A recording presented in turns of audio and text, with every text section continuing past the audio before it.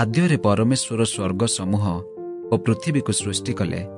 ପୃଥିବୀ ନିର୍ଜନ ଓ ଶୂନ୍ୟ ଥିଲା, ଆଉ ଗଭୀର ଜଳ ଉପରେ ଅନ୍ଧକାର ଥିଲା। ପୁଣି ପରମେଶ୍ୱରଙ୍କ ଆତ୍ମା ଜଳ ଉପରେ ବ୍ୟାପ୍ତ ଥିଲେ। ଏଥି ଉତ୍ତାରେ ପରମେଶ୍ୱର କହିଲେ, ଦୀପ୍ତି ହେଉ। ତହିଁରେ ଦୀପ୍ତି ହେଲା।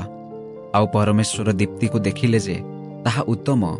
ତହୁଁ ପରମେଶ୍ୱର ଅନ୍ଧକାରରୁ ଦୀପ୍ତିକୁ ଭିନ୍ନ କଲେ। ପୁଣି ପରମେଶ୍ୱର ଦୀପ୍ତିର ନାମ ଦିବସ ଓ ଅନ୍ଧକାରର ନାମ ରାତ୍ରି ଦେଲେ। ତହୁଁ ସନ୍ଧ୍ୟା ଓ ପ୍ରାତଃକାଳ ହୋଇ ପ୍ରଥମ ଦିବସ ହେଲା। ଏଥି ଉତ୍ତାରେ ପରମେଶ୍ୱର କହିଲେ, ଜଳ ମଧ୍ୟରେ ଶୂନ୍ୟ ଜାତ ହୋଇ ଜଳକୁ ଦୁଇ ଭାଗରେ ଭିନ୍ନ କରୁ। ଏହି ରୂପେ ପରମେଶ୍ୱର ଶୂନ୍ୟ ନିର୍ମାଣ କରି ଶୂନ୍ୟର ଉର୍ଦ୍ଧ୍ୱସ୍ଥ ଜଳରୁ ଶୂନ୍ୟର ଅଧସ୍ଥ ଜଳକୁ ଭିନ୍ନ କଲେ। ତହିଁରେ ସେହି ରୂପ ହେଲା। ଆଉ ପରମେଶ୍ୱର ସେହି ଶୂନ୍ୟର ନାମ ଆକାଶମଣ୍ଡଳ ଦେଲେ। ପୁଣି ସନ୍ଧ୍ୟା ଓ ପ୍ରାତଃକାଳ ହୋଇ ଦ୍ୱିତୀୟ ଦିବସ ହେଲା। ଏଥି ଉତ୍ତାରେ ପରମେଶ୍ୱର କହିଲେ, ଆକାଶମଣ୍ଡଳର ଅଧସ୍ଥ ସମଗ୍ର ଜଳ ଏକ ସ୍ଥାନରେ ସଂଗୃହୀତ ହେଉ ଓ ସ୍ଥଳ ପ୍ରକାଶ ହେଉ। ତହିଁରେ ସେହି ରୂପ ହେଲା। ପୁଣି ପରମେଶ୍ୱର ସ୍ଥଳର ନାମ ପୃଥିବୀ ଓ ଜଳରାଶିର ନାମ ସମୁଦ୍ର ଦେଲେ। ଆଉ ପରମେଶ୍ୱର ତାହା ଉତ୍ତମ ଦେଖିଲେ।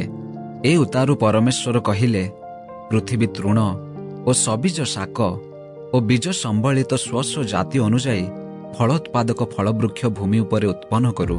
ତହିଁରେ ସେହିପରି ହେଲା।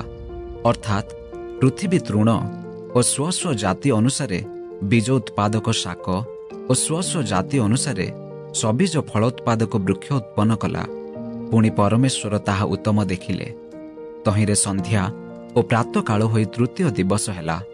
ଏଥି ଉତ୍ତାରେ ପରମେଶ୍ୱର କହିଲେ, ରାତ୍ରିରୁ ଦିବସକୁ ପୃଥକ କରିବା ପାଇଁ ଆକାଶମଣ୍ଡଳରେ ଜ୍ୟୋତିର୍ଗଣ ଉତ୍ପନ୍ନ ହେଉନ୍ତୁ।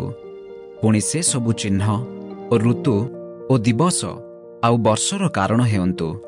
ଆଉ ପୃଥିବୀରେ ଆଲୁଅ ଦେବା ପାଇଁ ଆକାଶମଣ୍ଡଳରେ ସେହି ଜ୍ୟୋତିର୍ଗଣ ଥାଆନ୍ତୁ। ତହିଁରେ ସେହିପରି ହେଲା।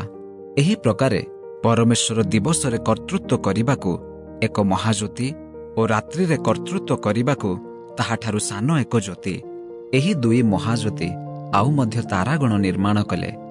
ତହୁଁ ପୃଥିବୀରେ ଦୀପ୍ତି ଦେବା ପାଇଁ ଓ ଦିବା ଓ ରାତ୍ରି ଉପରେ କର୍ତ୍ତୃତ୍ୱ କରିବା ପାଇଁ ଆଉ ଦୀପ୍ତିକୁ ଅନ୍ଧକାରରୁ ପୃଥକ କରିବା ପାଇଁ ପରମେଶ୍ୱର ଆକାଶମଣ୍ଡଳରେ ସେହି ଜ୍ୟୋତିର୍ଗଣ ସ୍ଥାପନ କଲେ। ଆଉ ପରମେଶ୍ୱର ଏହି ସମସ୍ତ ଉତ୍ତମ ଦେଖିଲେ।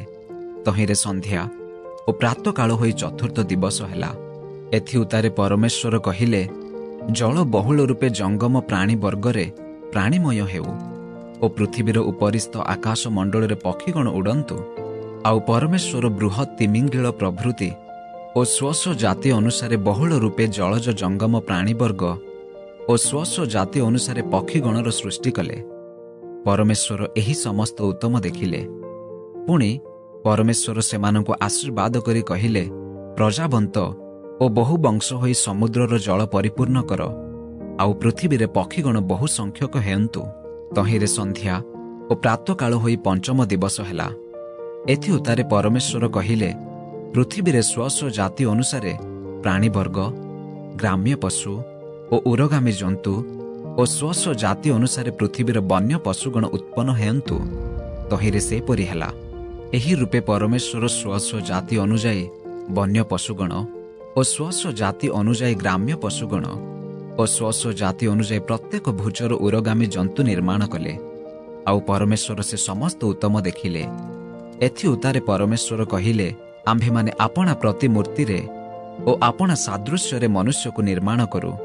ସେମାନେ ଜଳଚର ମତ୍ସ୍ୟଗଣ ଓ ଖେଚର ପକ୍ଷୀଗଣ ଓ ପଶୁଗଣ ଓ ସମସ୍ତ ପୃଥିବୀ ଓ ଭୂମିରେ ଗମନଶୀଳ ସବୁ ଉରଗାମୀ ଜନ୍ତୁ ଉପରେ କର୍ତ୍ତୃତ୍ୱ କରିବେ।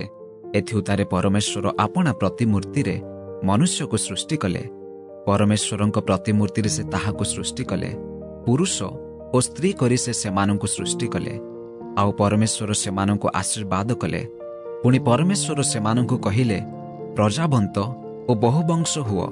ପୁଣି ପୃଥିବୀକୁ ପରିପୂର୍ଣ୍ଣ କରି ବଶୀଭୂତ କର।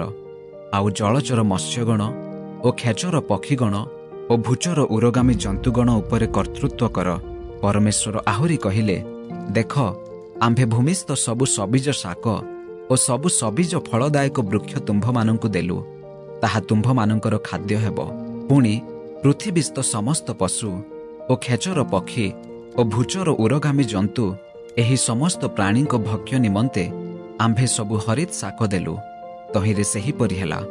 ପରମେଶ୍ୱର ଆପଣା ନିର୍ମିତ ପ୍ରତ୍ୟେକ ବସ୍ତୁ ପ୍ରତି ଦୃଷ୍ଟି କଲେ, ଆଉ ଦେଖ ସମସ୍ତ ଅତ୍ୟୁତ୍ତମ ହେଲା। ତହିଁରେ ସନ୍ଧ୍ୟା ଓ ପ୍ରାତଃକାଳ ହୋଇ ଷଷ୍ଠ ଦିବସ ହେଲା।